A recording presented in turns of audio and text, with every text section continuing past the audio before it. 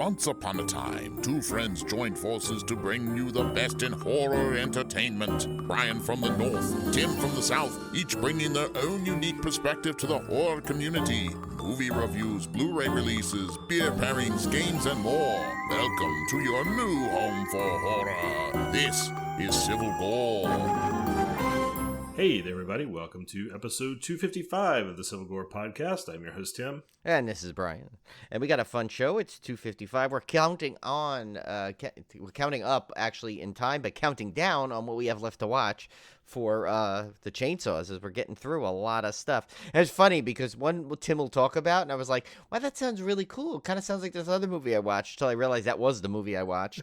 I had just watched it when we got a screener over the summer.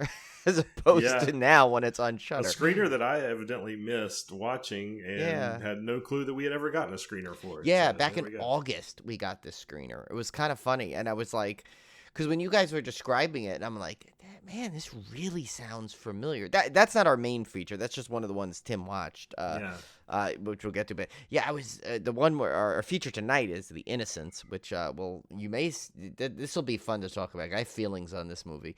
Yeah, no, but it was hilarious because I'm like, wait a minute, let me see this, and I clicked on Shudder, and I'm like, oh, wait a minute, this is that movie I remember seeing now. I don't even know if I mentioned watching it on the show because I think it might have been one of those weird things where I watched it and I had to wait for the embargo to clear, and then I probably forgot about it. That's the problem sometimes when you get the screeners too early. Yeah, sometimes we get them really early. Yeah, and so like, what was I gonna do? And I probably just forgot, in all honesty, to mention it. But we can get into that a little bit. Yeah, so great show tonight. In fact, we've got a fairly big first chop. It's not as big as it was going to be because I unfortunately forgot to watch my To Be Trap this week. I totally forgot until literally like 2 minutes before we were supposed to record. I was like, "Oh crap! I just forgot to watch my To Be Trap." So we're going to push that to next week. And it's a good one. Yeah, it's a good one that Tim will probably have lots of fun watching it. So I don't know. We may do twice two next week. We may do mine and Tim's. Although we have a couple of interviews scheduled for next week that I don't know if we're going to pop in onto the next show or one I think we will, and one might be a mini-sode. We haven't figured it out yet. I guess we got to see how long they run. And what else we got going on? But kind of an unusually busy interview week. Yeah, I mean, we tried not to do it. It's just one was we've been trying to schedule for a long time, and we were finally able to link it up. And then there was another one that was kind of popped in there, and it was a very limited window we had, so we had to take the window when we had it. On top of it, like right after that, we got like a couple of things coming up because we'll have a couple of like a trip report thing and then a preview because next week and I'll be going to the New Jersey HorrorCon puts on these little mini sideshow markets, and finally I will, if all goes well, I'm like worried I'm going to jinx it by talking about it, but I'll say it anyway. But I'm going to be meeting up with of course, as everyone knows, listens to the show, knows good old Cone. I'm going to be meeting up with Cone because we're going to, they have some celebrity guests there, including the fantastic and one of the probably the person that I want to meet more than anybody right in these days in person is Lauren Marie Taylor, of course, who we've had on and been a friend of the show. We've talked to for years since that online, but I will finally get to go meet her. I'm still nervous to jinx it, but anyway, besides that. And then after that, we have the New Jersey HorrorCon rapidly approaching. Before you know it, it's about just over a month away, and that, of course, that's going to be the four of us again. Tim, Cone, Ken, and I are all going to head down there, and we'll try and do some fun hijinks this time because a lot of the guests are either repeats that we've had already, or guests that don't know well. There's some like some wrestlers and stuff I'm not familiar with, so I don't know. I mean, not that won't go over and say hello. It's just we may not. Last time seemed to have a lot of guests that we hadn't met yet. Yeah, and this one has a lot of repeats of that we do met, but some always will. Like I'd love to stop by Patty Mullen again. She's so nice, and of course Phyllis Rose is like you have to stop by. Yeah, and say hi to her and get a good hug because she's like a New Jersey HorrorCon staple. But we might do some other fun things like the Civil Gore Grand Prix we were discussing because they have the little go-karts there. Of course, there'll be lots of drinking. We'll see if Tim can not fight with the Lionel Richie poster this year. Although we're gonna look for it, make sure see if it's there. Gotta see if it's there. Yeah, and then maybe we'll do like we keep saying this. We never did it either. That little mini golf tournament we need to do in there. Yeah, I think this one's going to be more of a. I think this is going to be more of an Atlantic City trip than a horror con trip in some ways. I mean, you never know. They're still adding guests every day. Like I mean. So you never know who could get added there, and plus, we'll get to see our friend Abby will be there. The karaoke is always fun, and this time we now that we know the whole deal, and then we maybe have a lot of drinks in us by the time there, and you might actually get some karaoke video of some of us. I don't know. I hope we'll so. have to see how brave we are, but either way, it should be fun. It will always be fun. It's more about really like the con. It was always kind of a separate thing, a secondary thing. It's always about seeing the people, and it's fun. The vendors are fun to see. We might probably spend more time with the vendors. Maybe we'll watch more of the movies this time. Yeah. So it's just be maybe a different con because we don't have as many guests on our list that we haven't met yet. So be a little different, but still lots of fun as always. But we might as well get into this first chop here, right, Tim? So to do your magic. I will do my magic. Here it is, our first chop. All right, Brian, you've got a couple you've watched. I watched 6 movies. I will talk about them very briefly. I'm not going to go at length on all of these, but I'll let you start off with your 2 that you watched this week. Yeah, you kind of went like you went pretty nuts there with your watching thing. So the first one I'll do is this is one we heard about actually from Mark Patton himself, and thank God he's doing better, by the way. If people have been watching and following him on Instagram, first of all, one of the nicest people you'll ever meet, and if he does get back to the con circuit, he is someone you must. It's like he's got to be one of your top people on the list to go visit. He's great about just talking about anything you want, about movies, about, of course, Nightmare on Elm Street, about his, just his history through Hollywood and all the different things, about his documentary. And he told us about this movie when we were there the last time, if you remember, and he was even acting out some parts to it. Yeah, it was amazing. For us. It was a long conversation we had because it was kind of dead. The con was kind of winding down, and he was kind of stuck in the back, unfortunately. Yeah, and they just kind of put him in a good spot. Yeah, we just kind of strolled over there, and he just we just started just hanging out, having a conversation. He told us all about this movie, which was making me crack up the way he was describing it. Yeah. Oh, and he, by the way, okay, I'll just say he does not let you down in this. He is like so over the top perfect in the way he is in this. He's so hilarious. He's like, he doesn't miss a beat. The movie is called Swallowed. So basically the little description is it says follows 2 best friends on their final night together with a nightmare of drugs, bugs, and horrific intimacy. So just a little bit more, going to elaborate on the plot a little bit. I'm not going into too many details, but basically these 2 friends, one guy's going into, he's leaving, I guess their town to go. He's like this good looking guy. I guess he's going into the porn industry. And so his best friend there, just, it's kind of like worried about him that he's going to, he thinks he's going to get they're paying for him out there, but he's not going to have enough money there. So he secretly kind of makes this drug deal, thinks it's an easy score. He just gets this little drug thing and he's going to get a ton of cash, give it to his friend as a, as parting gift to make sure he's taken care of when he's down in Hollywood, I guess he's going to. So, but turns out it gets really more complicated where basically he has to, the best friend has to, he meets up with, first of all, Jenna Malone, who is fantastic in this. She's always good, but like this, she's great. She's like the drug dealer, like the liaison in there. And basically she has to swallow the drugs to transport it over, and then he's going to, and then they excavate it, I guess, for lack of a better word, like how they do. Extract. That's the better word. Excavate. Well, actually, no. I will tell you, excavate might be the exact thing that happens. Oh, you see God. this movie. But so basically, Mark Patton plays like the drug kingpin in this, and he is just awesome in it. And I'll leave it that. But it does get there's some like body horror moments in there where it's a little definitely like the thought of it, because these drugs are, I don't want to give it away because it's part of the way this movie progresses, but the drugs are not just drugs per se. It's a different type of drug, and I'll let you guys discover it, but definitely something you guys need to watch. It's available now. We got the screener for it, but it's actually available on all the places I think you can watch things. Prime, VOD. Anyway, I think it's you can rent it, I think, on Prime right now for $3.99. So good deal. Get that. Definitely worth it. Second thing I saw was this is one that we had the guys on from here, so we were eagerly anticipate this. Got a little bit delayed, pandemic reasons, and that is Valentine Bluffs, which of course is the fan film sequel, to My Bloody Valentine, the original, and being one of my favorite horror movies of all time. I was eagerly anticipating this. My name is actually in the credits. Normally, I get to put Civil Gore in there, but for some reason, with this Indiegogo campaign, it didn't give me that option like they usually do. So my actual name got in there. So I apologize, but of course, when I do those things, it's always for me and Tim to support in spirit there.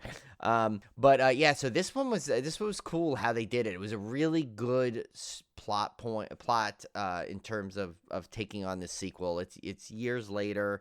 And it has this a lot of the same characters in there. It's definitely, they tried to really go for the vibe of the original. You really feel that it's that small town again. All the kind of things that you loved from the first one.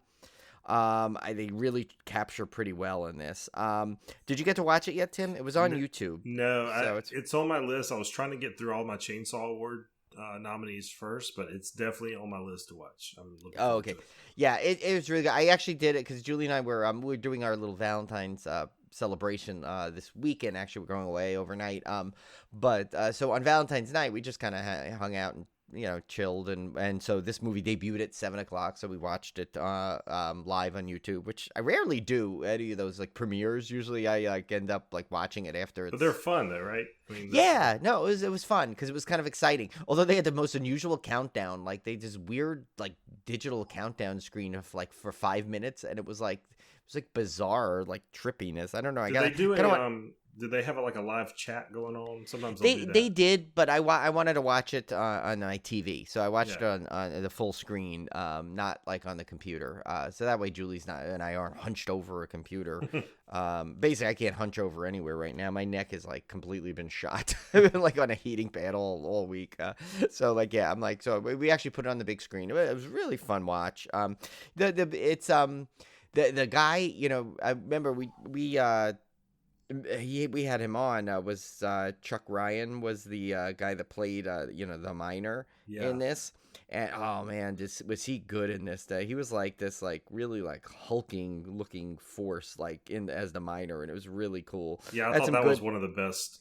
That was one of the things I was looking forward to the most, because he from the publicity stills and everything, he looked amazing. Yeah. Oh yeah. No, and he like got the real cool feel of this. And he was they did a lot of good, all practical effects, of course. It got the real old school feel. And I will say I didn't realize he was in this. I didn't catch it, but they had Lloyd Kaufman is in this as the mayor of the town. And basically, they must have gave him the simplest of script. Like, I wouldn't be surprised if he ad-libbed it, because he just went off total crazy Lloyd Kaufman, which, if you've seen it, you'll know how awesome that is, because he's just like so like zany and stuff. So he did that, and there's some other people actually that I recognized. One of them was Christy Adams, who owns that Nightmare shop in Las Vegas, that cool collectible store. And she was in there. I think she does acting too, I guess, on the side or something. Nightmare Toys, that's the one. Which you can follow on Instagram. She shows all the cool merchandise that she gets. She gets all kind of official stuff and t-shirts, figures, collectibles, all kind of cool stuff. So I recognized her in there. And yeah, no, it's just a fun, really fun little, like, I mean, as far as the fan films these days are so good and such high quality that you're they could almost be part of the franchise without missing a beat. Yeah. So yeah, so definitely check that out. It's on YouTube. We could put the link to it in our show notes. Although I did link it, I think on our Twitter. And actually, I should probably mention, if you haven't seen on our Twitter yet, I had shared that really cool short film that we were sent. Did you catch that one, Tim? Where we posted? I don't think so. Yeah. Oh yeah, no. So this was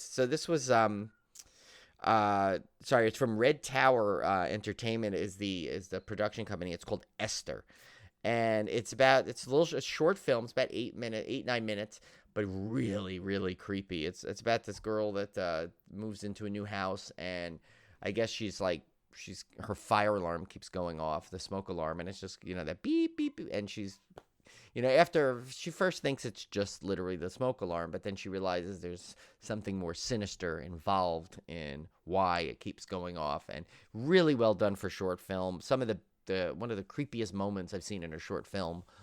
Ooh, cool. And that was just why, after watching all the 5 Shudder shorts for the chainsaws, which we'll probably go into that in our more preview.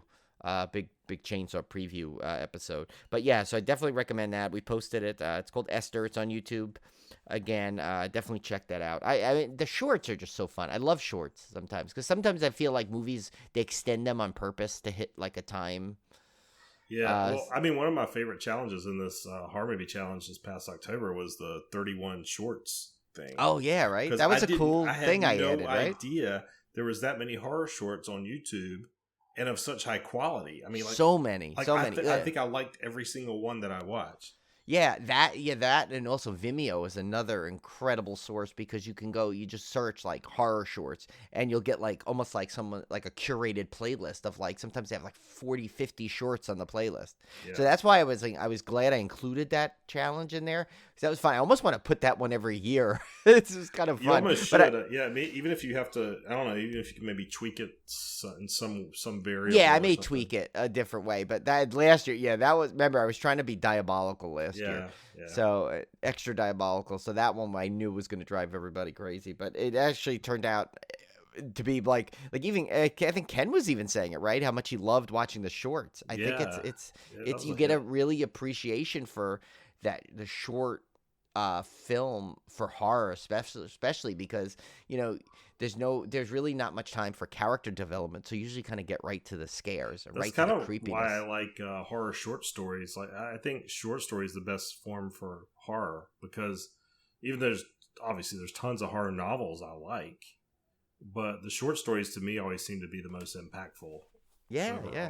Because of that same reason. Because it's hard to sustain horror over the course of an entire novel.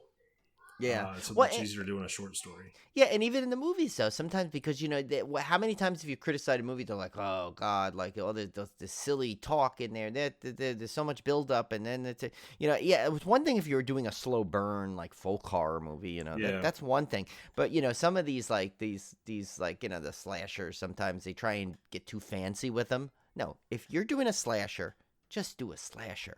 Come on, people, they go to see a slasher because they want to see people slashed and killed. Unless you're Terrifier 2, then somehow you can make a slasher last 2.5 hours. That is definitely the exception to the rule. I don't know how he did it, but he did it. He found a way to make you hold in there for 2 hours and 19 minutes. But I think it's part just the cast in that was so compelling. I was never bored. Never. Yeah, bored you in that never movie. get bored in that movie. Yeah. All right, well, I had a bunch here. So the first I'm going to talk about are the documentaries, because Brian has touched on these. He watched both of these. And so I ended up watching Pennywise, The Story of It, which is, of course, that great documentary about the It TV, the miniseries, the older one. And it was really good. I totally enjoyed listening to the actors and talking about the behind the scenes and seeing the behind the scenes stuff. So that's always been a favorite of mine. So of course I was thrilled to see that documentary. That one was really good. The other one was This Is GWAR. This is the one that surprised me. And Brian, you told me that I would like this one, and I really did. And I am not a GWAR fan. I knew of them I could not tell you if I'd ever heard them, like or actually heard any of their songs, didn't know any of their songs or their albums. I just knew of the band because of the costumes. Right. And, that's what a lot of people know. But so much more, right? Yeah, they go through the entire history of how the band came about. I had no clue they were still like going. Like, I mean, I thought this was something from, I remember it like vaguely from back in the 90s.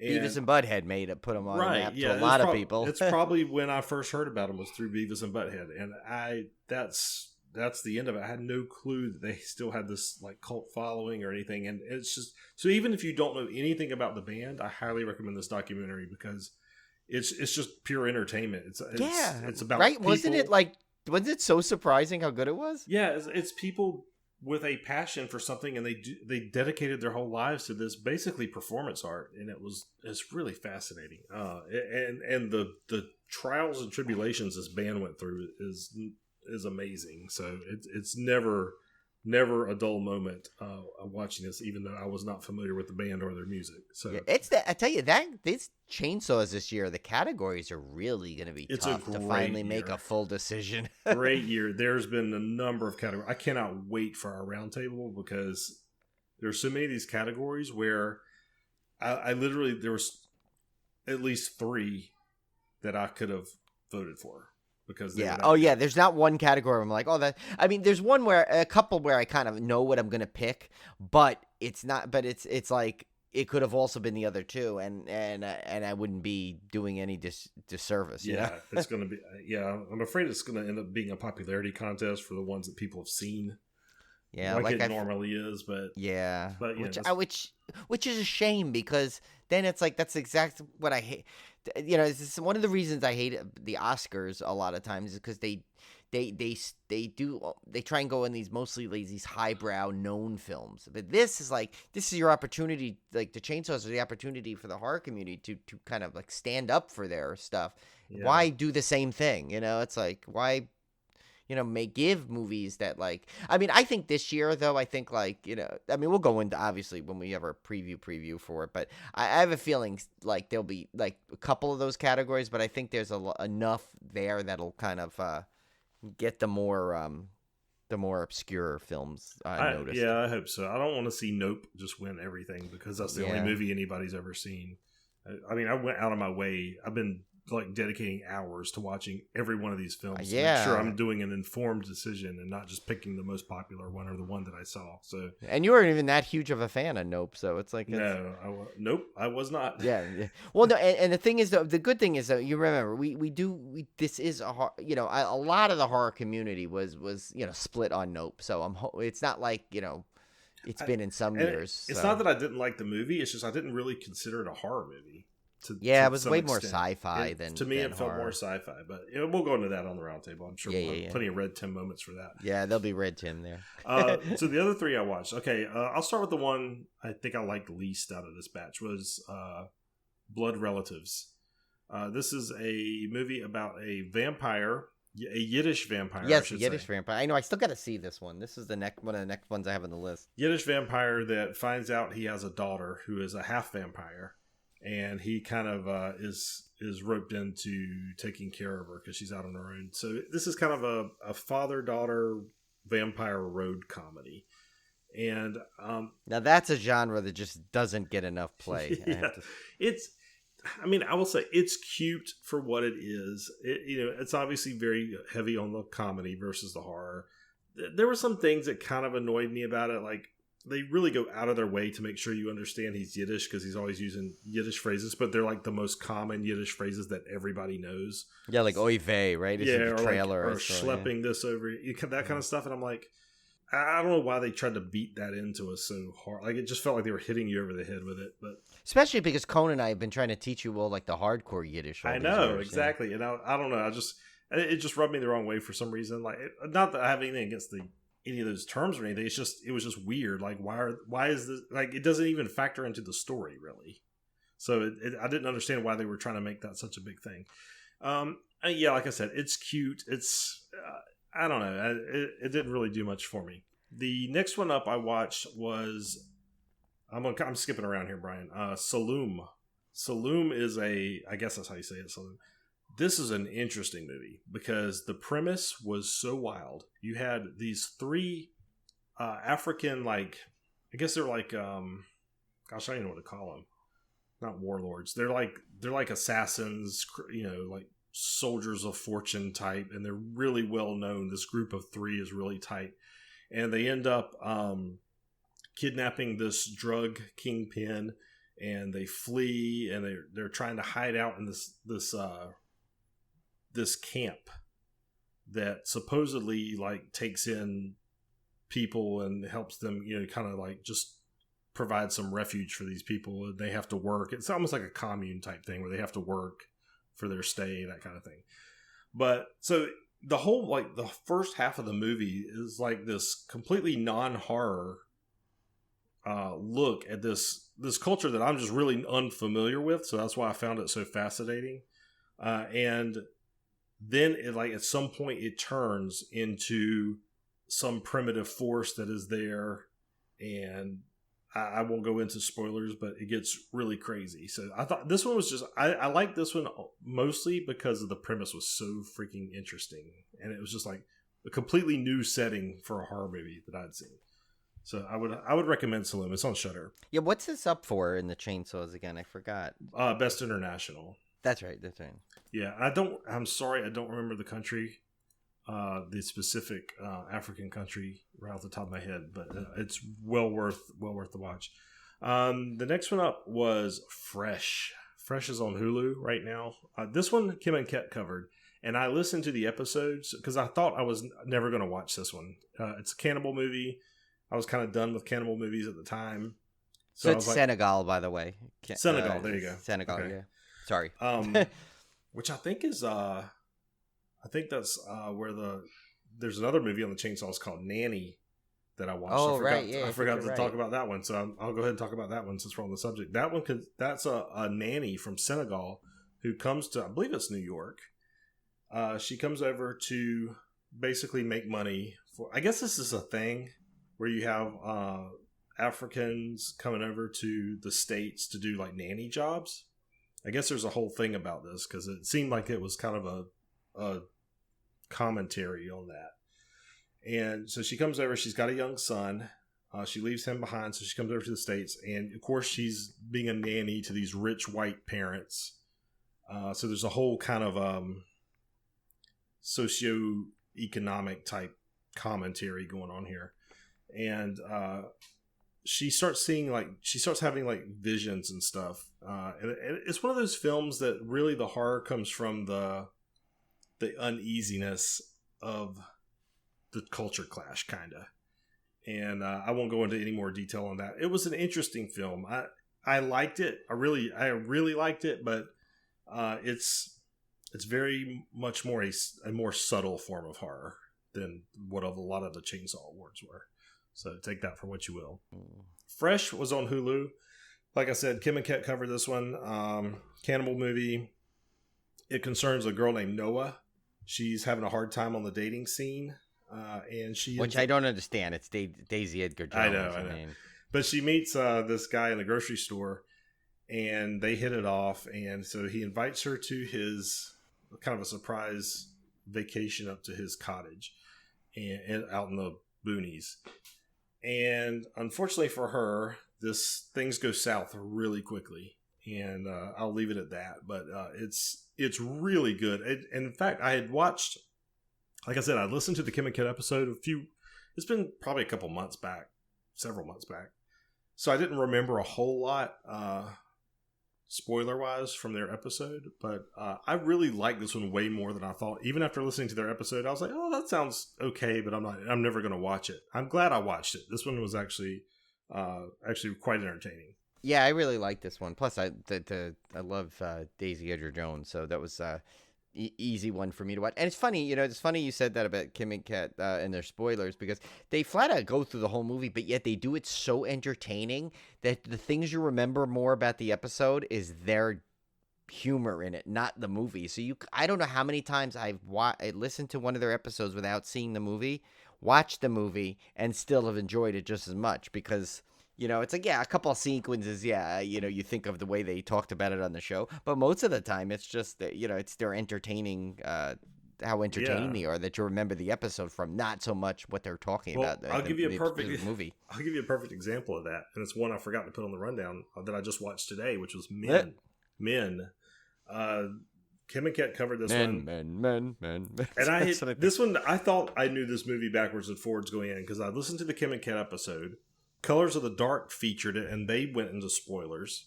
So I had listened to 2 spoiler-filled podcast episodes about this movie, and I still found it incredibly entertaining. I kind of knew, to be fair, I did kind of know what was going to happen, but it did not lessen my enjoyment of the movie at all. Men is a very creepy movie about this lady that she's getting away from her. I don't know if it was her husband. She leaves her husband. She's got to get away. She goes to this.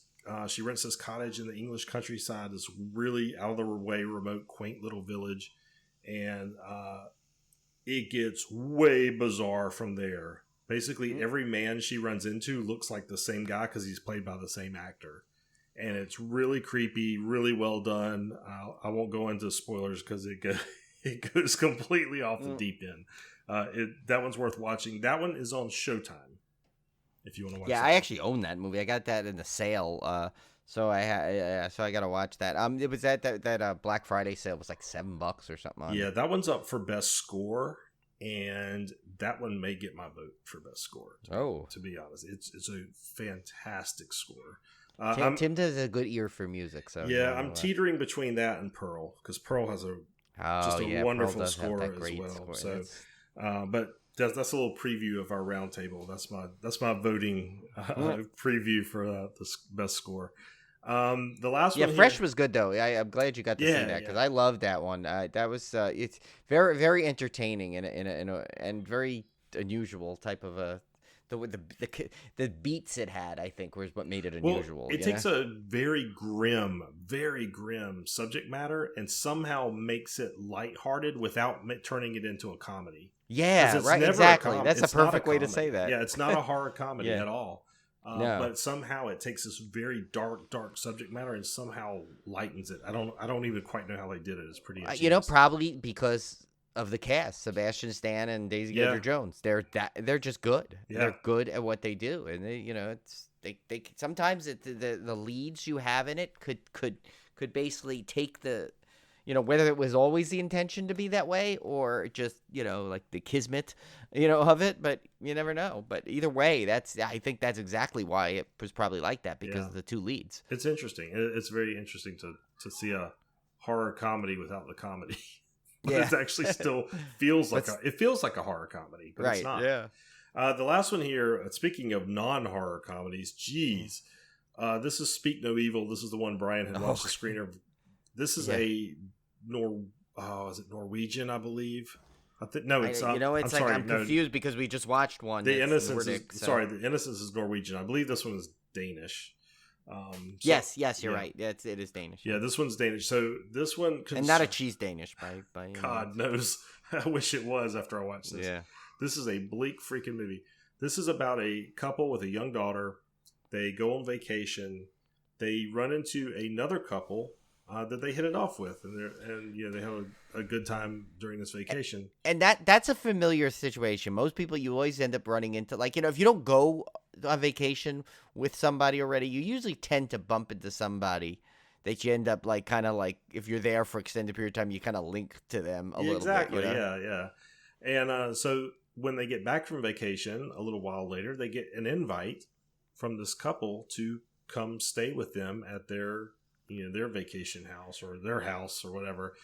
And so they decide to accept the invitation because to decline it would be rude. And boy, let me tell you, they should have definitely declined it because things go down. Got to go with your gut on this one. This movie, out of all the Chainsaw Award nominees that I've watched so far, and I've watched almost all of them, was probably the one that affected me the most in terms of genuinely unnerved me. This one has. Well, I think if you have kids, Yes. That'll be. I think that and the movie we're going to talk about, the Innocence, same. But yeah, definitely with this one. Yeah, I don't even have kids, and it bothered me and disturbed me in a lot of ways. Yeah, this one in terms of true horror, like if that's what we're judging a horror movie on, like what scared me. The movie we're covering tonight, The Innocents, would go up there. This one was even worse. This one actually unnerved me, which is very rare for a horror movie to do these days. So when I say a movie unnerved me, then go check it out, because it's got to have something to it.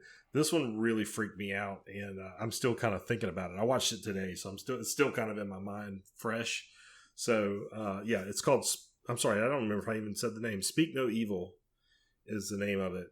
It is, just beware when you're going into. It's a bleak, very, very dark movie, but it's well worth watching. I thought it was brilliant. I thought it was a brilliant movie. Oh yeah, no, it's incredibly well done. My God, yeah. it is. It's intense. It's intense. So. Yeah, that one. I will just say this, Brian. The international category for the Chainsaw Awards is going to be very tough.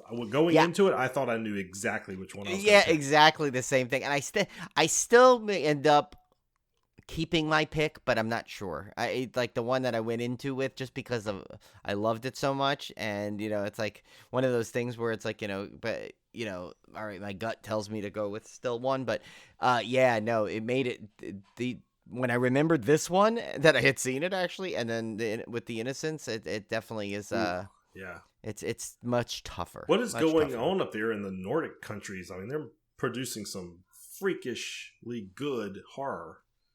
Yeah. I don't know.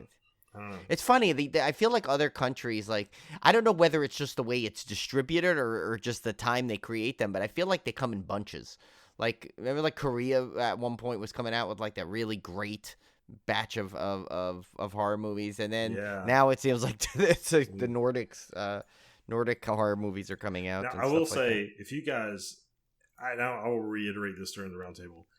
If you guys do not watch international films because you don't like subtitles or you just don't bother seeking them out, you are missing out on literally some of the best horror out there right now. I mean, and don't watch it like dubbed, please, because you lose it. Because Hulu, for his example, which we might discuss this, it may be our movie next week, or at least we'll both discuss it next week, is Piggy, which is that's international category too, I believe, right? Is that in there? Yeah.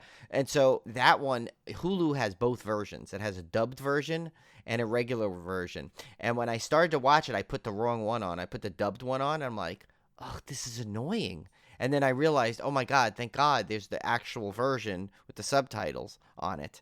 And so I'm like, oh, because I'm like, this would have drove me crazy, because just in the first like 3 minutes of that movie, the voices were aggravating me, the overdub. Yeah, that was Spanish. You don't capture the emotion. You don't get the emotion usually. It's weird, because first of all, not every word translates properly into English sometimes, and then like in anything, like our slang, and other countries' slang, if you don't say it the right way, it comes out really awkward. Yeah. I will say, out of all of the Chainsaw Awards stuff I've watched so far, the movies that have been my favorite have been the international ones. Yeah, well, overall. You know why? I think we've said this before too. I feel like the U.S. movies, most of the time, they feel like they have to cater to something specific. Like they have to have, whether or not they have the true Hollywood ending to it, but they're always like, I feel like they feel like they have to do something. They have to have it a certain way. I feel like the stories are dictated by the box office number. They're exactly so concerned about the money that the artistry falls to the wayside. Whereas the international movies seem, again, I don't know how true this is, but it seems like the art comes before the profit. Yeah, it does, and I think that's why you and I love the indie films so much too. Yeah. For that very reason, because they don't have to answer to a big studio. They do mostly what they want, and they kind of throw caution to the wind and hope it hits an audience. And thank God with things like Shudder, for horror at least, we get those. We get to see them eventually. So. Yeah. Well, let's talk about a foreign movie right now. Well, I have actually one more. Oh, I okay. forgot. I meant to mention this in mine. I forgot. You know what it is? I started this rundown and then I stopped it, and then when I went back, it got deleted. But thank God I remembered it, because when you mentioned one of your movies that had Michelle Monaghan in it, and that made me said, "Oh my God, my line got cut out for the movie Blood," which we got sent a screener for, which was absolutely fantastic. I think you'll like this one. Did you watch it yet? Did you get to see it? No, not yet. Oh, okay. So this is really good. This one stars Michelle Monaghan, Skeet Ulrich, and this is weird because I still can't get used to, like, even though I know I've seen him in more of adult roles, I still think of him as Billy Loomis. It's hard to see him as like adult, like middle-aged father Skeet Ulrich, but which is exactly what he is in this. But so the plot to this is Michelle Monaghan and Skeet, they're separated, and she just moves into this old farmhouse, and her you could tell that Skeet Ulrich's character, he kind of wants the kids. He didn't feel like she's necessarily the greatest situation. They kind of, as you go on, you hear a bit about her backstory and why that's the case. So it's a little justified. But anyway, so the son to magnify this thought process that he'd take better care of her. The son gets bit by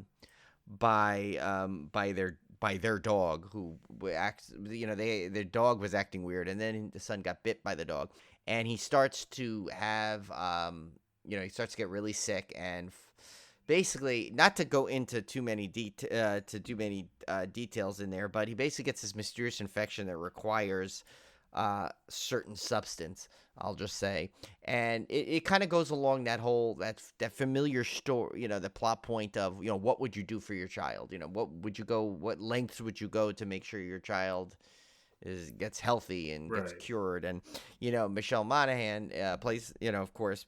It's weird to see her too in this kind of a role too. I'm so used to this. I've seen her more in her lighthearted stuff. I know she does drama. She's done some horror. She does comedy, but it's weird to see her in this, who's plays this desperate mother, willing to do unimaginable things to keep her son alive. Really, definitely a dark film, the way it turns, and anytime kids are involved in a dark film, it's always there's uneasy, especially, I mean, I'm not a parent, but Tim, I can imagine, you as a parent, I can't picture I know what kind of person you are, but I also know that you would do anything for your kids to make sure that they were healthy, right? And no matter what costs it would be, you would do that for your kid. And so it's always it's that same, that story that you hear, but I think it's just, this film takes it in a way that just is really really imaginative, and it just I feel like you're constantly drawn to what's gonna come next, what's next in this. But and I'm sorry for a little bit of the vagueness, but I think it just hit, or it just hit recently, the streaming services for rental, and I don't want to give too much away, because you definitely want to progress this movie with the surprises that I got into it. So, but yeah, definitely check that out. I know it's I think you can rent it on Prime now, specifically $6.99. I'm sure it's on the other VOD sites. And yeah, definitely strong performances. Michelle Monaghan, Skeet Ulrich do just an incredible job on in this movie. And Brad Anderson is the director, and people might have remember him. He did Session 9. Oh yeah, I don't know that one. So definitely check out Blood if you get a chance. Tim, you have the screener, of course, but everyone else, go out and rent it. I think you guys will not be disappointed, especially if you're fans of Skeet Ulrich. He does a lot of good job. And actually, stay all the way to the end credits. There is a little post-credit tag on there that has I don't know if it was intentional, but if it wasn't, it's an incredibly funny little in-joke there for the people that know. But I'll leave it at that. All right, well, let's get to our feature film. This is up for the International Award, Best International Feature in the Fangoria Chainsaw Awards, and it is called The Innocents. It was from last year, 2022, directed by, and I'm gonna oh yeah, you guys sit back on this one when Tim has to read these names. These names are just boggling my mind right now. Yeah, and I couldn't even put the weird O's in it that they have. Yeah, with the lines through it. I couldn't even do that. I apologize in advance for any of our Norwegian listeners, but this is directed by Eskil Vogt, starring Raquel Lenora Flottam as Ida, Alva Bensmo Ramstad as Anna, Sam Ashraf as Ben, Mina Yasmin Bremseth Ashheim as Aisha, Ellen Dorrit Peterson as Ida Og Anna Smore. Everyone has the full names. It's like everything. Morten Svartveit Peterson as Ida Og Anna Smore. By the way, do you know that transfers for basically Ida's mom and Ida's dad? Oh, okay. Yeah, because Moore means mom. Because remember, one of the girls yelled at you. Moore. Oh, that's Moore. right. Yeah. Okay. So, I'm tracking it now. Yeah. Morten Svartveit as Ida Og Anna Safar, which I'm assuming is father. Yes, that's father. Yep. Kadra Yusuf as Aisha's Moore. Okay, Aisha's mom. Yep. And Lisa Tan as Ben's Moore. Okay. All right. That's good. I'm learning Norwegian as we speak. See, it's a difficult podcast. We like to teach as well as we like to entertain. During the bright Nordic summer, a group of children reveal their dark and mysterious powers when the adults aren't looking. In this original and gripping supernatural thriller, playtime takes a dangerous turn. Yeah. Are we gonna give spoilers to this, because some of the things that are gonna get me red, Brian, are gonna might be spoilers. So I don't know if we should just give a fair warning. Yeah, now. I think fair warning. There's probably gonna be spoilers, because I don't know how much we could talk about this movie without pretty significant spoilers. Yeah, maybe not. I mean, we may not give away the entire movie, but there may be some big points that are mentioned. So here's your fair warning. If you want to pause, watch it, and then come back. Yeah, and this one is on Shudder. Okay, yeah, this was on Shudder, so you have no excuse not to watch it. I think all the international ones are, except for Piggy, which is on Hulu, right? Correct. If I'm correct. I believe you're right. Yep. Yeah. So the Innocents. This one is about. Oh no, I'm sorry. Hatching is on Hulu also. Sorry. Oh, yeah, that's right. So it's between Hulu and Shudder. That's all you need for these. Yeah. So this one is about a group of kids, and forgive me because I saw this a couple weeks ago, so some of the details may be a little vague. But I watched it just recently, so okay. So you help me out if I steer wrong. Yeah. But a family, which is the two sisters, one of whom is in the movie she's severely autistic. She's definitely she can't speak, and then her sisters doesn't have that condition, and they move into this what looks like a really dreary, like a tenement, like an apartment tenement. That's what is with these? You notice these in the foreign films with these apartment buildings are so hauntingly. It's like this tall and vacant. I don't. And I don't recall the specific circumstances around their move, but anyway, I think the father got a new job because there's a line in the beginning where the little girl just hates it there right off the bat. Not the Ida. The younger sister, she right off the bat, remember she says she goes, can't we go on a trip somewhere and let dad take care of Anna? Yeah. And I can pick a magazine at the airport. As this cute little interaction. She goes, well, your father just got a new job. I don't think it'd look great if he has to take more time off. Yeah, unfortunately, these kids are left alone most of the time, and poor little Ida is left largely looking after her sister, which is, as they even point out in the movie, is not a fair. Yeah, it's hard enough when siblings are kind of tasked to look after a younger sibling, and there's nothing wrong. In this case, I think she's I believe Anna's older, but yes. Of course, due to her autism in the movie, it's much of a challenge. So it's almost as if the younger sister seems older because of her responsibility. So anyway, these kids are largely left alone, and they end up meeting up with Ben, who is I think his name is Ben. Yeah, who is I have another choice name for him. But he's the evil little kid in this one.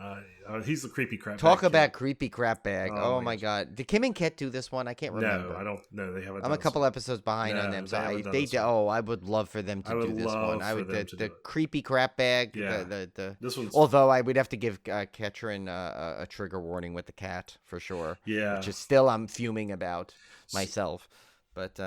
Yeah, so they meet Ben. He's about their age, roughly. And out of the blue, he kind of tells them about, he's discovered that he has this power. And what he can do is he can basically move things with his mind. And they demonstrate this by dropping a pebble in front of him. And he's able to kind of like move his head and like make the pebble like shoot off in the direction his head turned. Think Luke and Yoda training on Dagobah it's much in like the beginning, Force. like that. So, I mean, this is so... And there's never any really explanation for this, right? It's, she just figures this out. Well, there's another little girl they meet. That's Aisha, right? So she's this little girl has vitiligo in real life, which is the skin pigmentation. What an actress she is, though! Amazing. Oh my gosh, all she is so good in this. Yeah, all the kids are really good in it, but her specifically, I think, stands out, and that's what we'll get into that in a second. She gets along really well with Ida, and the great thing about Aisha is she shows a lot of compassion for Anna. Yeah. I don't know if they say Anna or Anna in the movie, how it's spelled. I think Anna. One person says Anna, one says Anna, but it's tricky because of your own daughter. You say Anna. My daughter's Anna. So forgive Tim if he keeps calling her Anna. I might call her Anna, but usually a lot of times in other countries I hear it pronounced Anna. Yeah, it's usually Anna, yeah. But so I'm going to say Anna because of Frozen. I figured it's probably more accurate. But anyway, but Aisha, she shows a lot of compassion, which is not necessarily a common thing among kids. It's usually the opposite, sadly. It kind of shows how kind Aisha is. So now we've got a setup between the evil kid and kind of the good kid. And Ida's kind of caught in the middle, right? She kind of resents having to look after her older sister, which is understandable at her age. And she kind of does little mean things, but it's more like out of frustration. Right, you can tell. It's not malicious. It's literally out of just her frustration, her boredom. Yeah, exactly. She does not. The movie goes on. You could tell how much she actually does care for her sister. Yeah. So anyway, they end up hanging around these two, Aisha and Sam. Aisha and Ben. Sam is the actor. And as time goes on, Ben's powers start to get stronger and stronger. And then we also find out that Aisha tends to have a power because she finds herself kind of telepathically linked with Anna. And Anna, we know Anna can't speak or hasn't spoken for years. But somehow Aisha is able to even get Anna to speak at times. So they have like this, some kind of connection. Little Ida doesn't really have any power, but she's kind of trying to fit in with the group. Why these kids have powers, we don't really know, but we're starting to see them develop kind of these superpowers. The problem is, Ben is our burgeoning supervillain in all this because it's like it totally got a Brightburn vibe, didn't you? He starts using his powers out of when he gets frustrated or angry, but he's also got this mean streak in him regardless. Yeah. Oh, yeah. No.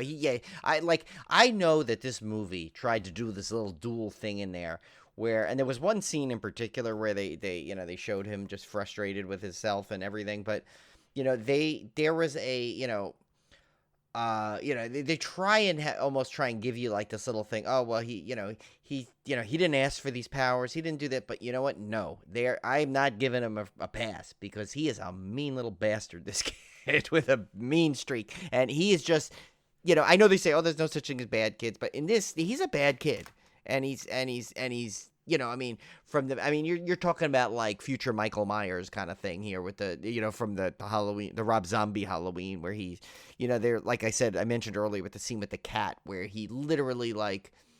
And I think, Ida trying to fit in gets roped into it and immediately feels guilty. And everyone has probably been there at some point. You're trying to make a friend, you'll hang out with it, and one of your friends does something so stupid that you're part of, and you're like, oh, why did I even part of this? And you feel guilty or something for doing something. I mean, I don't mean to that extreme, just like something dumb like throwing an egg at a house. It's like even I did I think I. What did I do? I did something with some kid. In camp, I threw his shorts somewhere in the mud or something, and I felt guilty to this day, So, I mean, it's like, it's like that level of, trying to fit in. I'm assuming your Red Brian moment is the whole cat thing. No, it's later. Oh, okay. But that is part of it. That started it. That's where I started to change shades for sure. I wanted to with the cat. I wanted to mention the thing because Ben does something awful with a cat. And I've seen, there were people on Shudder giving it 1 star because this kid did something to the cat. And then I look on IMDb and they're talking about how the cat was really killed. The cat was not really killed. No, there's no way they didn't really kill a cat. And they've even got it flagged on IMDb as animal actually killed. And I looked it up. What? Yeah. Really? And I looked it up. The cat was not killed. And they would not do that. And you can even tell from the movie that they obviously used a fake cat. I mean, it's not even. Yeah. So, So if you're giving this movie 1 star because you think that they actually killed a cat, it's not the case. So I don't know why people got all bent out of shape about that. You know what? They probably got confused. They probably got all caught up in the whole cannibal Holocaust thing. Yeah. So I mean, it's a devastating scene, but it's a very necessary scene because they have to establish how evil Ben is even without his powers. Yeah, because otherwise you may fall into that, well, he's just a kid kind of thing. I think that was as rough, and as much as I hated that scene and I'm like sick to my stomach thinking about it again, is the way what he does to that poor cat. You have to, because it's extremely an important scene in there to do that, because you need to realize you really should not feel any compassion for this kid. Yeah. So now the interesting thing about this movie is you're watching all this, like the adults really are not involved much at all because the kids are left alone for so much. So you're seeing all this through the kids' perspective, and they can't go tell their parents. I mean, they kind of mention it to their parents. Yeah, she tries. Ida tries. Yeah. But her mom's not going to believe, we met this kid that can sling rocks with his mind. No mom's gonna believe. Yeah, she didn't believe her when she said no. Anna was talking. Anna said a word now. She's okay, and like they're like, no, that's not true, kind of a thing. So now you kind of have this trio of Ida, Anna, and Aisha against Ben, who is growing increasingly threatening towards them. And now it almost becomes this game of kill or be killed between these two kid factions, which is really creepy. Yeah. And I did not expect it to go to the depth that it did. Like okay, here's major spoiler work, and this is where I got completely like read Brian, and it's mostly because I think I like the little kid actress that played Aisha so much. She was such you could tell, such a sweet kid, and she played such a sweet, and she was doing, it's like this movie won't let you have much joy at all. Right. It's very bleak, yeah. And she was like one of the spots where where she was helping Anna, you were feeling good like that. And then first, it was bad enough that he basically, she gets into a real tiff with Ben, and he basically like almost like force chokes her to the point of where she like collapses, onto the ground. And that's sad enough. And then he basically you find out that one of his powers is he could actually like, what do you call it? Summon people? Not summon. He didn't use was it summon? I can't. He used a term where he could pull people to do, basically he could influence people, right, is what it turned out to be. But he used a term, I don't remember what it was, or send for. That's what he said. Because I could send for them. And basically he had, in one of the most heartbreaking scenes I've seen in a horror movie since like Little Gage having to that. He basically has, she's already scared. Poor little Aisha is like sitting in her mother's bed. She knows that she's like a target of him, and she doesn't know what's going to happen. Basically, he makes the mother visualize little Aisha as this like hideous creature, to the point where she goes to and stabs her to death. And I'm big spoiler here, and it was just so sad. Like, and this is what made me so red, Brian. I was so upset at this death in this movie. Like, I don't know many deaths in horror movies, that mostly people are just, expendable through the horror movies, But this one got me so feared when she's like, this little girl is like dying, and she goes, "Can I get a Band-Aid?" And I'm just like, oh, like that doesn't rip your heart out. Oh yeah, it was hard to watch. Like, I understood it. No, you understand, yeah. And I'm not trying to like, because as a film, it was. It's like pretty much a kind of a masterpiece at some level, But it's just that the little, and that's, I guess, that shows how good it was, that it was effective, that it got to me to the point of where I'm like I can't get it out of my head. The little girl just, standing there thinking, thinking that it's just a little like, I just want a Band-Aid that'll fix me, you know, as she's basically it's rough. It's rough. It is rough and so sad because, you know, especially, and then you know, it's that the mother, I mean, you know, literally didn't even, was under basically possessed doing it, you know, and it's one of these things. And yeah, and like I so sad when she's walking up and she goes, "Mom, don't act like this," you know, kind of a thing, because she knew what was happening. And she just didn't know what to do. The powers on Ben, you didn't know how long, like how far away he could be to do this stuff. It was really scary because, and I think he could do it in his sleep almost. Yeah. They were trying to imply, right, that he was like, he could like doze off and it would almost be worse because then he had no control. I mean, imagine, it was basically like your dream, you know, like when you have a dream where crazy shit is happening. Yeah. Imagine that, but then you can like affect someone else while that's happening. And like imagine you had an enemy and they could force choke you from anywhere.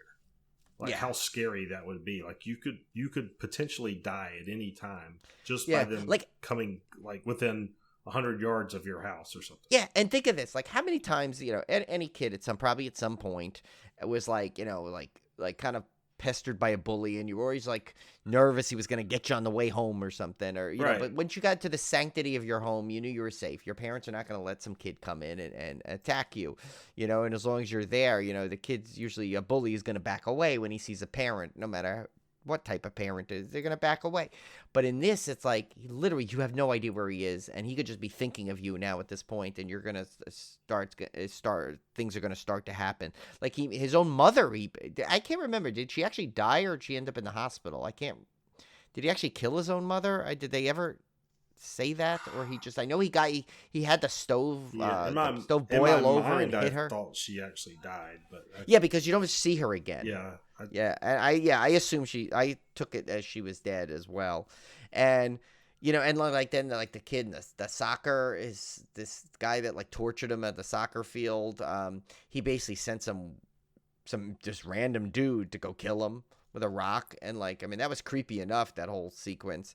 And then he has that one kid, which I don't know why he picked on him. I don't think he was even picking on him, but he had his leg snap in half, just random. I mean, it's just like, and of course there goes like, it had to have something that like freaks me out when a bone comes out of a leg or a finger or something. Yeah, this movie, that's why when I say it was Red Brian, it was Red Brian for a different reason. It wasn't like Red Brian like Red Tim like for Halloween Ends. Yeah, it was Red Brian because it, like, I hate that this movie got to me so much, and I'm so upset, even though I know probably somewhere little Aisha, the actress, is probably like enjoying her life somewhere. Like, you know, the character in them. You can't, from us telling you about this, you cannot get how good these kid actors are. Oh my God, they are among the best kid actors I've ever seen on film. Period. And and I think the what really adds to it, and I'm sure people could argue whether it's exploitive to put a kid who has some sort of condition into a movie. I'm not even going to go into that controversy or whatever. But they don't even bring that up in the movie, I don't think. No, they don't. And I'm sure there's people, I have seen reviews where people criticize that. Oh, come on. Why? It's worse if you don't put her in because of that. Let her, she's a good actress. Yeah, put her in. You put the best actress in. But like the girl like Aisha with the vitiligo and stuff, that instantly makes it so real. She does an amazing job. Like, I would have, freaking incredible, these kids.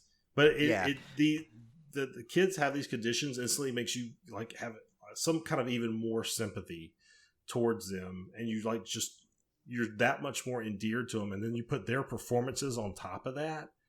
Yeah. Oh my gosh. I mean, blew me away. Yeah, and you know, it's funny. I was saying the one thing is, I'm like, oh my God. I said the casting director, and this is phenomenal because the casting of Ida and Ida's mom are so much alike. They're actually mother and daughter in real life, I've read. Yeah. So that it's like funny because like literally the mother looks like an older Ida. Yeah. It's like, Aisha. I'm like, oh my God. Okay.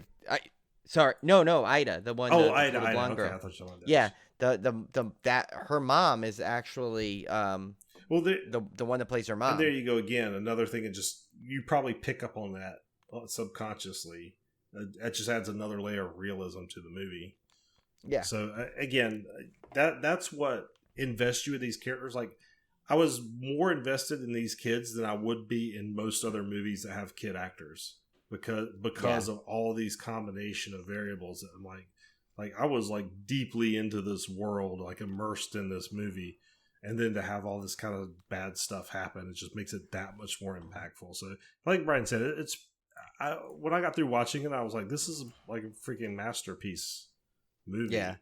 And it's one I really don't think I'll be able to watch multiple times. No, it's not one you want to watch multiple times. Yeah, I can't. I mean, literally, it's like gut wrenching, the whole Aisha sequence, the little Aisha death sequence. It's gonna be with me for a long time. But I mean, then again, that basically hammers home our point of what a masterpiece filmmaking this is. If a film can, goes in there, of course, the primary goal of most films is to entertain. But if it can entertain and make you feel something at the same time, you've gotten the formula down. And if a horror movie has literally stays with you and haunts you for years after you've seen it, you've gotten the golden ticket there, and that's what this one is going to do. I can tell you that. I mean, this is not one you're going to soon forget. No. This is one Jeff Whitmire has been raving about too. He's been telling me about this. I'm glad I got to finally see it. But yeah, it's it's totally one of these movies that you're going to have a really strong opinion either way on it. You're not going to just dismiss it as, I saw this movie, it was okay. Yeah, no. There's no way you're going to come out of it with that. I can see some areas of criticism with the animal cruelty and with the featuring a severely autistic lead character, especially played by a non-autistic actress.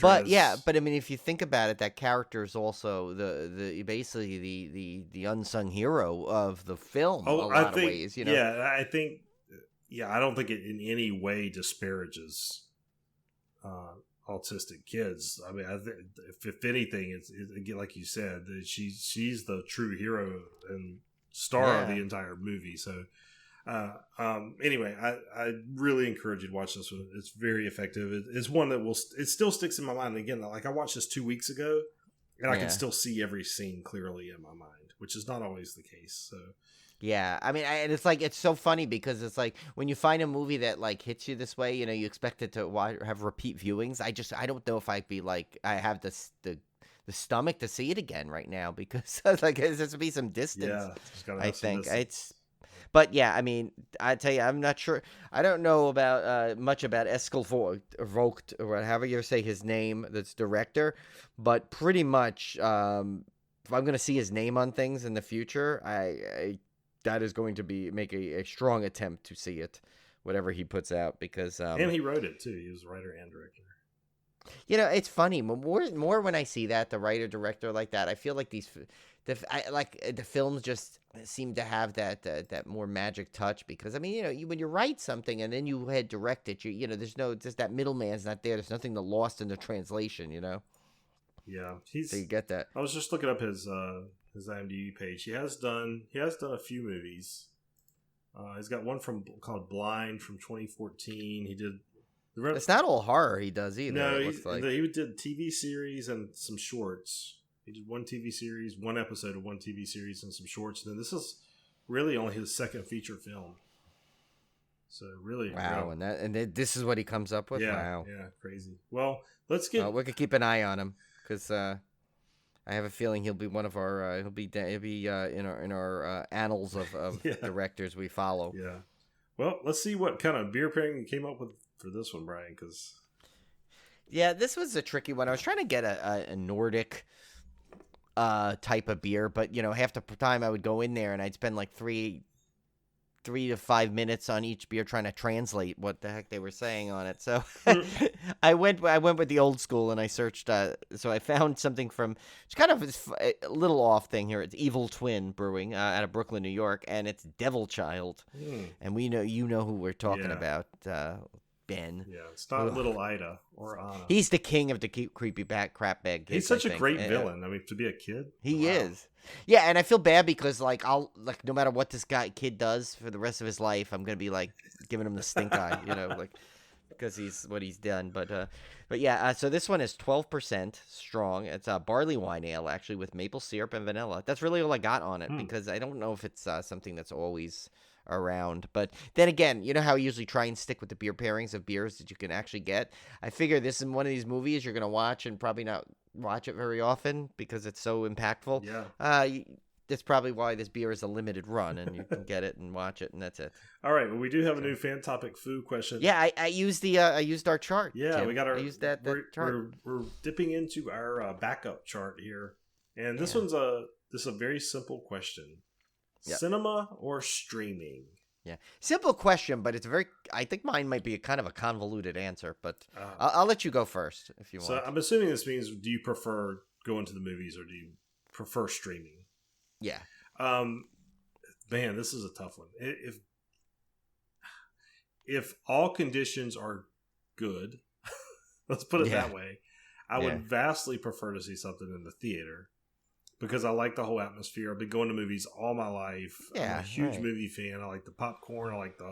And if it's the right crowd, I like the crowd. I like the participation there. If it's the right crowd, and as with anything, it can be ruined by the wrong set of people being in there. And sometimes, I prefer especially long movies these days. This just happened for me when I got older, where my time's more precious, my bladder's more weak. I was gonna say, I thought you were gonna say, and my bladder's more precious. My bladder's more precious. So yeah, it's the longer the movie is, the more I want to watch it at home. And these days.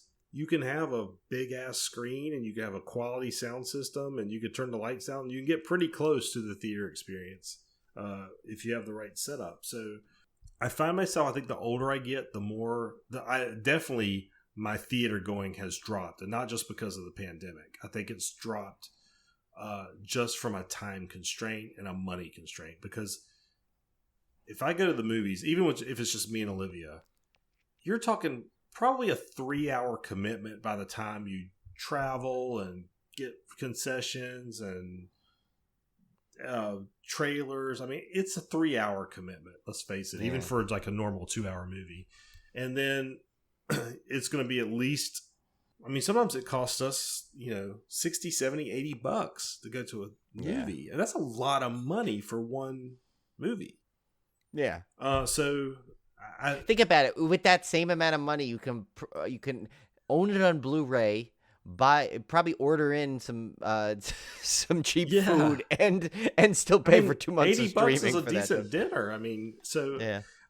That's so it's like when I was younger, I went to the movies all the time because usually my mom was paying for them, or somebody else was paying for them, or I had disposable income as I was coming. Plus, you're a kid; you like to be out. I wasn't paying bills. Yeah, I like to be out. Yeah, so I find the older I get, the more I prefer just streaming at home. But again, giving the perfect circumstances, if you're not looking at money, if you're not looking at a terrible crowd, if everything is, all things being equal, I would still rather see movies in the theater. It's just that the realities of life make that a diminishingly smaller,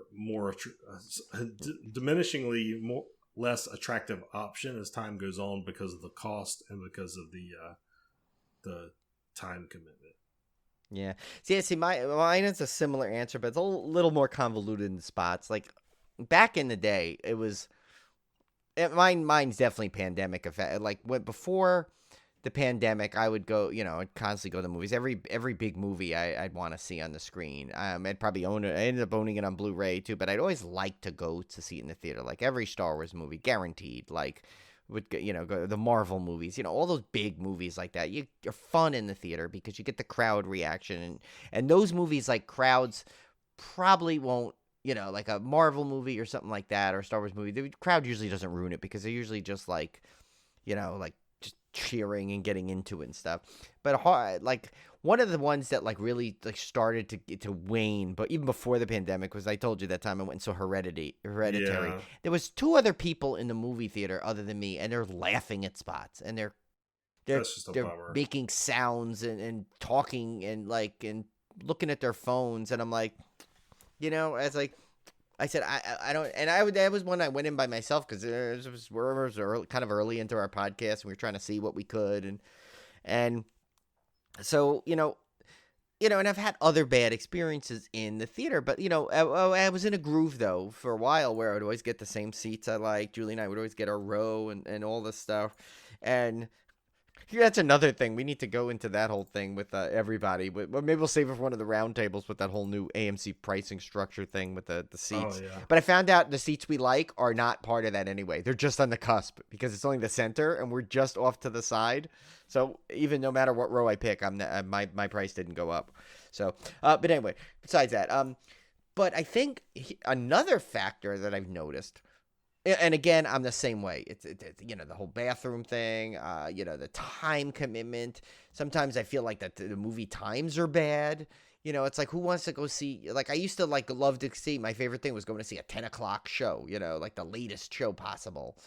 Nowadays it's like Julie and I used to go get the first AM like on a Sunday morning kind of show because we bring in bagels and watch them, before we got, because your time is precious now. You need the time. You don't want, I hate to say it, but you don't want to, you try and do things on your own time. And when, you work, sometimes you work a long shift, you want to go home. You don't want to have to go out anywhere.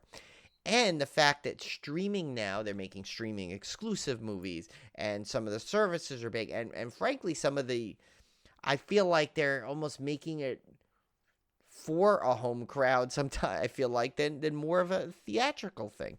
Especially, and, when you go to when you that ability to pause for a second sometime, like I've come to appreciate that factor more than anything. Or, I know Julie, sometimes she'll put subtitles. You're watching a movie, sometimes you can't hear what they're saying. Oh, yeah. Well, I mean, the joy of being able to pause it and rewind real quick and hear, okay, that's what they said.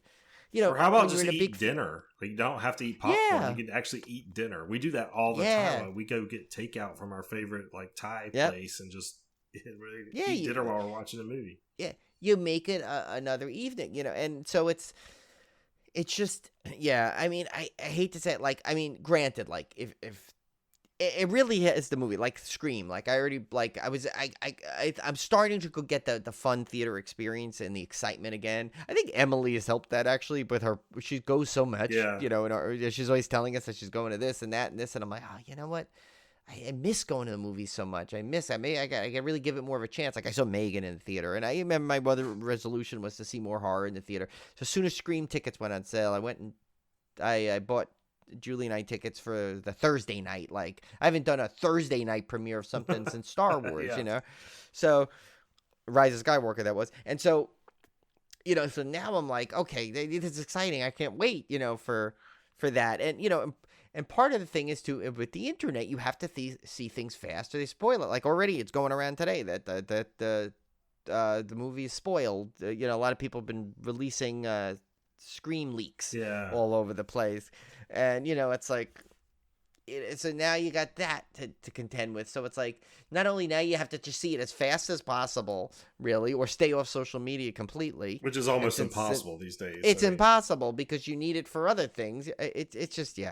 But, so it's like, it's hard. I can't, I think nowadays, as sad as it is to say, I think I'd lead towards the streaming because I like the comfort of my own home. And, and I like that I can do things on my own time. Well, here's an example of just real quick, because I forgot to mention it. Like, the other night, Joshua wanted to see Puss in Boots: The Last Wish, which is, the latest in the Shrek franchise, I guess, of Puss in Boots. But they're still making those? Yeah, they're still making those. But he wanted to see it. Well, you can't. It's on theater on demand type, so it's like $30.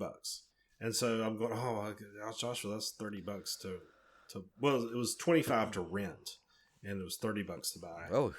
And I was like, oh gosh, $25. And then Olivia was like, who cares? If we had gone to see this in the movie, we would have spent $80. It's between true, Anna, Joshua, me, and Olivia, we would have all got popcorn. We would have spent almost $100 to see this movie. She said, let them get it for $30. Who cares? So we've started doing that more and more often because we realize that we don't go to the theater as much anymore. So we're not really, it's not like that $30 is killing us. I mean, that compared to what we were spending, it's actually a bargain. So we've been kind of doing that more and more with when the kids want to see like some latest animated feature. We may just go ahead and rent it for $30 versus going to the theater and spending $100. Plus, you could get, if you're savvy enough and you get it at the right time, you can watch it 2-3 times for that price. Exactly. Well, yeah, and the kids will watch stuff over and over. So yeah. Yeah, shoot, I watch it. Like if I had no chance, like if it was during the and we just missed it by months. I mean, really, like if Rise of Skywalker came out during the pandemic, and my only option was to see it like at home. Like I would have been watching it all night long. Well, probably. I noticed they do, like Vudu does a lot of things. Like a lot of these theater on demand movies, they'll sell them to you for only $5 more. So yeah, it might be $20 to rent or $25 to rent, but you can typically own it for $30 or $25. Yeah. So I'm willing to pay the $5 extra, and then Joshua can watch it whenever he wants to, and he will. Yeah. So. See, and I came out with this year's guide. I remember we was telling this to Cone. Like, remember in the beginning when the theaters first started to do that, when during the pandemic, when they realized they're like, okay, our theaters can't open. We're not getting our movie out. We need to find a way to do this. Okay, let's just sell. Have people watch it at home for $20. And granted, you have the risk of like, I mean, I'm not gonna lie, I did it for you guys. Remember, we rented The Hunt, and I was like, here, Tim, go look on my Vudu, exactly, go watch it, enjoy it. So yeah, there's the risk of you buying one person buying it, and God knows how many people getting to watch it, right? But I always said there's an interesting way you can do that. They got to get creative. And I said, what's stopping the theater from seriously? Okay, you know what? You come into the box office. You can buy your popcorn, a whole gift pack home, take it home, and in that has a coupon with a code that you paid for to buy the Vudu. So you're still getting people to get to the theater to get the concessions a little bit, and and maybe give it like a little bit of a discount that way. So you go in there, you're like, oh, because some people, they don't look at things for real. They just look where the discount is, so they're like, wait a minute, if I go to the theater and I buy popcorn, I get this movie for $15 rather than if I just ordered it straight from Vudu for $2, not even realizing you're ending up paying more. Yeah. But still, you'd kind of get that same feeling. Or maybe like, okay, you can get this exclusive popcorn, throw in some kind of exclusive thing, that would be interesting to get people. And I always said that during the height of the pandemic, our local theater was selling bags of popcorn, like even though they weren't open. Yeah, see, that's what I'm talking about. Stuff like that. Even though they weren't open for the movies, they were selling like giant bags of movie popcorn, and you would have to schedule it, and then you'd go by there and pick it up. We did it a couple times, and my mom used to. I remember when I was a kid, we loved movie popcorn so much. She would go up to the box office and say, hey, I don't want a ticket. I just want to buy popcorn. And they'd let her in, and she'd buy a big old tub of popcorn and just take it out.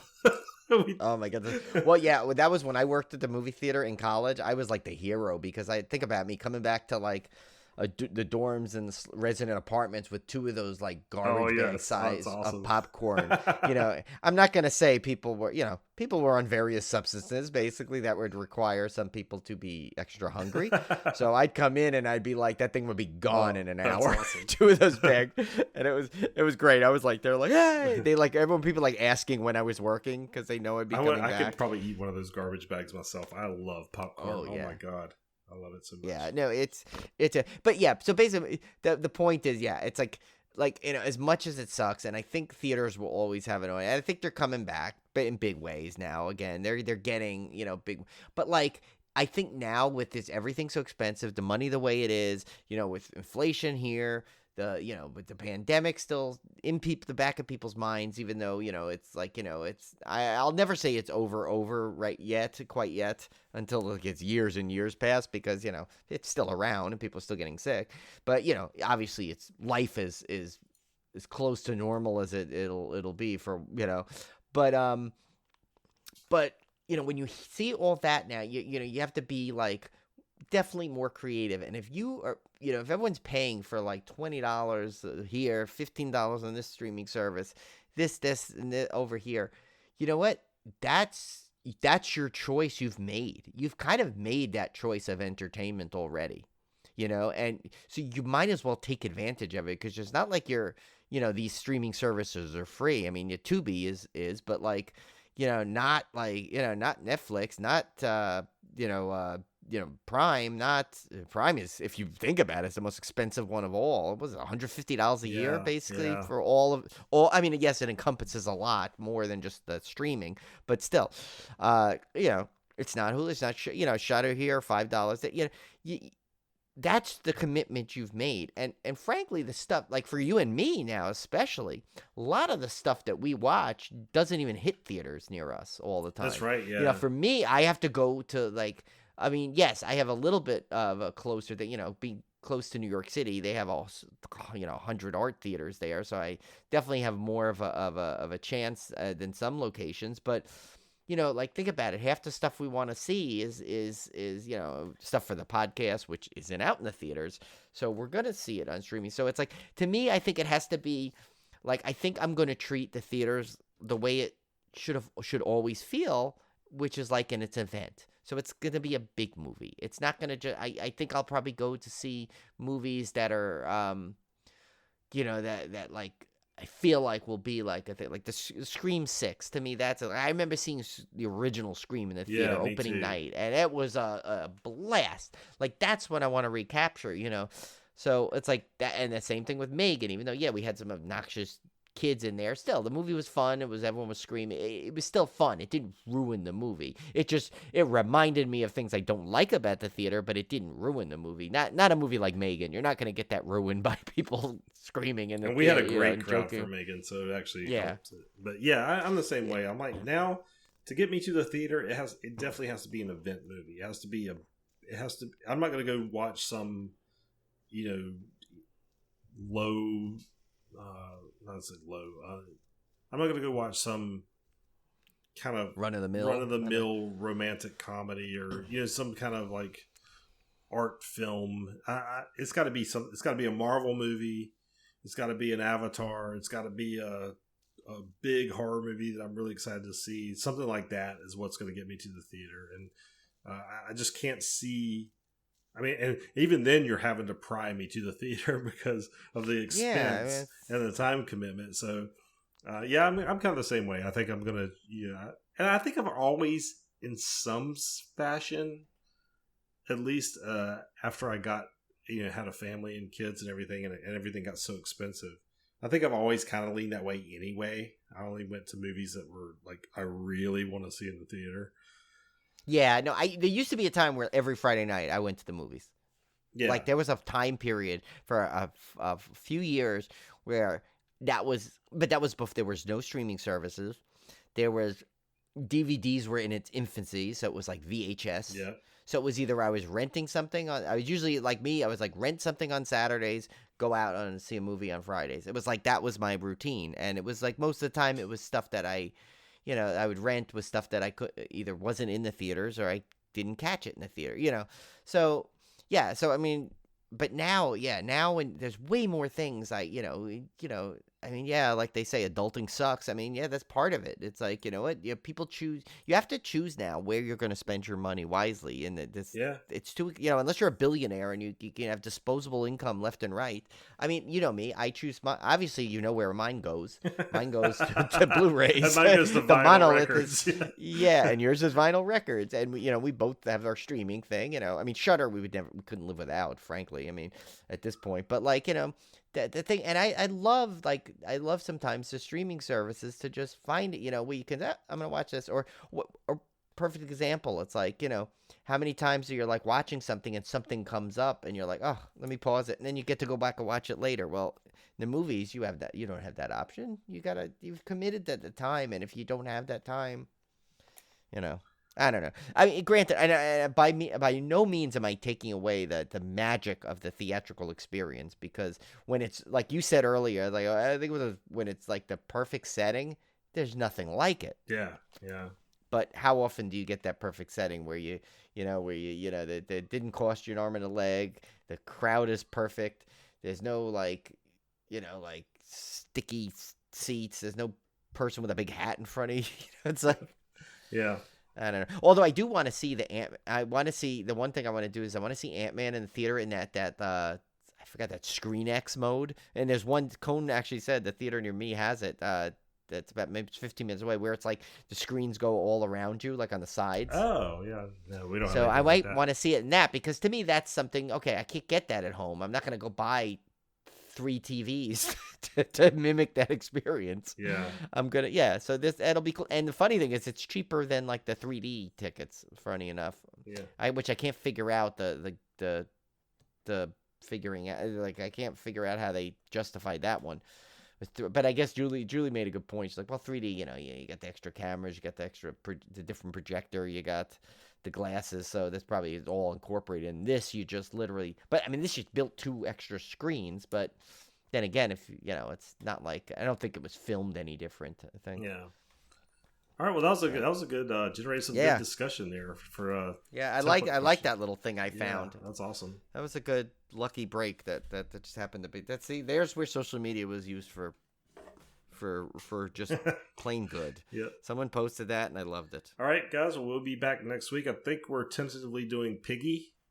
I think that should be a fun one. Yeah. We might as well stay. It's good back-to-back international films. I like it. Bring some more light to those if you guys have not been watching them. And again, a lot of them are available on Shudder. Piggy's on Hulu, but a lot of these are available on Shudder. So go check them out, and we will see you back here next week.